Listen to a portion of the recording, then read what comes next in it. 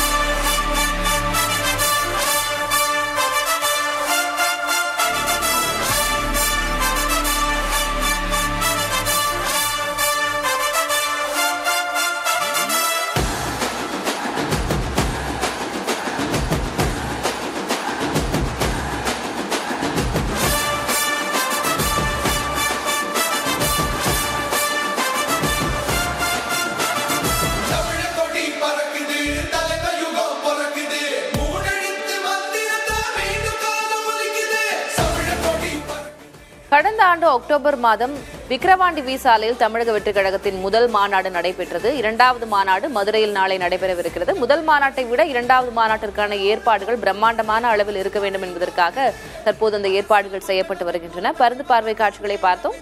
கூடுதல் விவரங்களை நமது செய்தியாளர் முருகேசனிடம் கேட்கலாம்.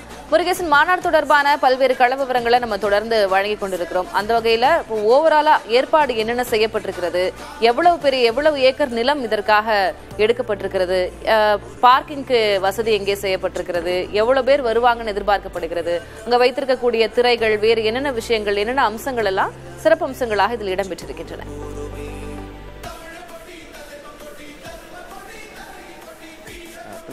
அரசியல் கட்சிகளின் மாநாடு என்றாலே இரண்டு விதமாக பிரிக்கப்படும். ஒன்று, கொள்கை விளக்குவதற்காக ஒரு மாநாடு நடத்தப்படும். இல்லை என்றால் தேர்தல் காலத்தில் தொண்டர்களை கவர்ந்து இருப்பதற்காகவும் அரசியலில் ஒரு திருப்புமுனை ஏற்பதற்காகவும் மாநாடு நடத்தப்படுவது வழக்கம். கடந்த காலங்களில் பல்வேறு அரசியல் கட்சிகள் அது போன்றதான் மாநாடு நடத்தியிருக்கிறது.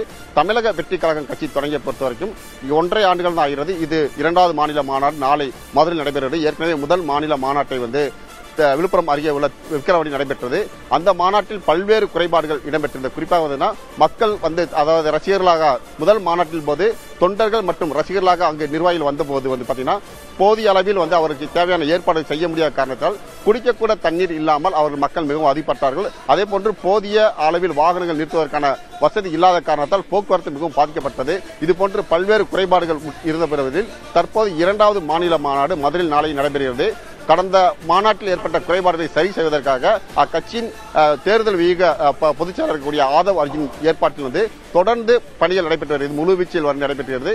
நாளை மாநாடு நடைபெறும் வழியில் முழு வீச்சில் பணிகள் நிறைவேற்று என்பதை குறிப்பிடலாம். ஏனென்றால் கடந்த 3 நாட்களுக்கு முன்பாகவே ஆதவ் அர்ஜுனா இங்கு நின்று பல்வேறு பணிகள் செய்திருக்கிறார்.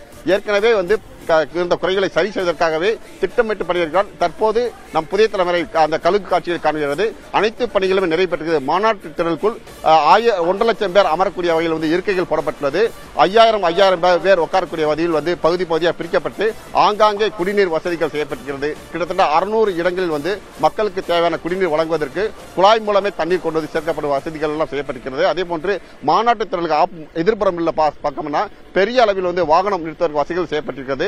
நாளை தொண்டர்கள் உள்ளே வரும்போது அவர்களுக்கு தேவையான வசதி, அதாவது உள்ளே செல்லும் போது ஒரு வாட்டர் பாட்டில், பிஸ்கட் பாட்டில், இனிப்பு பலகாரம் உள்ளே கொடுத்து உள்ளே அனுப்பதற்கான 1 லட்சம் பாக்கெட்டுகளும் தயாராக இருக்கிறது. அதனை தொண்டர்கள் நாளை காலை உள்ளே வரும்போது மாநாட்டத்திற்கு வரும்போது ஒவ்வொரு கையில் கொடுத்து அனுப்புவார்கள். அதே போன்று உள்ளே யாரும் உள்ள முண்டியெடுத்து செல்லக்கூடாத வகையில் ஏற்பாடு செய்யப்பட்டிருக்கிறது.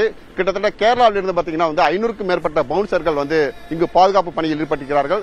தொண்டர்களுக்கு எந்தவித சிரமம் வந்துவிடக்கூடாது என்பதற்காக காவலர்களால் துன்புறுத்தல் ஏற்படக்கூடாது என்பதற்காக முன்கூட்டியே கட்சியின் சார்பாக தொண்டர்களை கட்டுப்படுத்துவதற்காக பவுன்சர்கள் வசதிகள் இங்க அவர்கள் பாதுகாப்பு தேவையான பாதுகாப்பு செய்யப்பட்டிருக்கிறது. முக்கிய நிர்வாகிகளுக்கு சாப்பிடக்கூடியவர்களுக்கு மாநாட்டத்திற்கு பின்புறம் சமையல் கூட அமைக்கப்பட்டிருக்கிறது. கிட்டத்தட்ட ஒரு 300 பேர் சாப்பிடக்கூடிய அளவிற்கு அவர்கள் தேவையான சமையல் செய்வதற்காக பணிகளும் நடைபெற்றுக் கொண்டது. இப்படி பல்வேறு அம்சங்கள் கொண்ட ஒரு மாநாடாக இருக்கிறது. ஏற்கனவே கடந்த மாநாட்டின் போது விஜய் அவர்கள் என்னுடன் யார் கூட்டணி அமைக்கிறார்களோ அந்த கட்சிக்கு ஆட்சியிலும் அதிகாரத்திலும் பங்கு கொடுப்பேன் என்று கூறியிருந்தார். ஆனால் 1.5 வருடம் கிட்டத்தட்ட அவர் பேசி 1 வருடம் ஆகிறது. இதுவரைக்கும் எந்த கட்சியும் அவருடைய கூட்டணி சேர்வதற்காக முன்வரவில்லை. இந்த சூழ்நிலையில் தான் தற்போது இந்த மாநாடு. வழக்கம் போல கடந்த மாநாட்டில் ஒரு குட்டி கதை விஜய் பேசினார். அதே போன்று நாளையும் ஒரு குட்டி கதையை பேசி அந்த மாநாட்டு உரையை நிறுத்துவார் என்று சொல்லப்படுகிறது. இருப்பினும் கிட்டத்தட்ட இந்த மாநாட்டில் பாத்தீங்கன்னா 24 தீர்மானங்கள் நாளை நிறைவேற்றப்பட இருக்கிறது. முக்கிய தீர்மானமாக மத்திய மாநில அரசு கண்டித்தும், குறிப்பாக ஆவண படுகொலை கண்டித்தும், மாநகராட்சி ஊழியர்கள் துப்புரவு பணியாளர்கள் அவர்களுடைய அவதிப்படுவதை கண்டித்தும் பல்வேறு தீர்மானங்கள் நிறைவேற்றப்படுகிறது. இதுபோன்று பல்வேறு சிறப்பம்சங்கள் இந்த மாநாட்டில் இடம்பெறுகிறது. திலகா, மாநாடு நாள் நெருங்க அதற்கான நேரம் நெருங்க எதிர்பார்ப்பும் அதிகமாகவே இருக்கிறது. முருகேசன், நீங்களும் கள விவரங்களை ஒவ்வொரு இடங்களிலிருந்து நமது செய்தியாளர்கள் வழங்கி வருகிறீர்கள். தற்போதைய தகவல்களுக்கு நன்றி. காவேரி மருத்துவமனை நடத்தும் புற்றுநோய் விழிப்புணர்வு மாரத்தான் வரும் அக்டோபர் 5ஆம் தேதி திருச்சியில் நடக்க உள்ளது. விருப்பம் உள்ளவர்கள் தங்களுடைய பதிவை QR ஸ்கேன் மூலம் பதிவு செய்யலாம்.